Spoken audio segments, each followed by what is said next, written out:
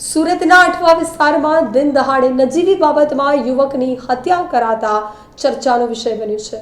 સુરત શહેરમાં અવારનવાર હત્યાના બનાવો સામે આવી રહ્યા છે, ત્યારે આજે ફરી એક વખત લોહી તરસ્યા સુરતમાં હત્યાનો બનાવ પ્રકાશમાં આવ્યો છે।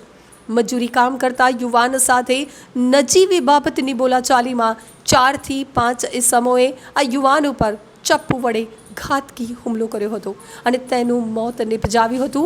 20 વર્ષીય લીલુ ગઢવી છૂટક મજૂરી કામ કરી પરિવારનું ગુજરાન ચલાવતો હતો।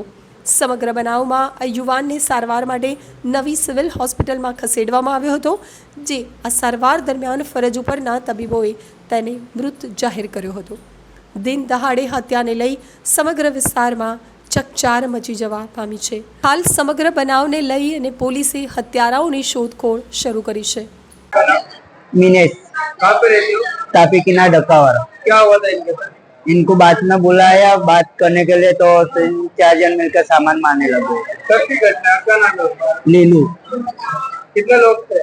3 के 4 जैसे क्या कह के इनको बुलाए थे? बात करते ऐसा लड़के लड़के में ऐसा करो। पहले कोई झगड़ा होता है?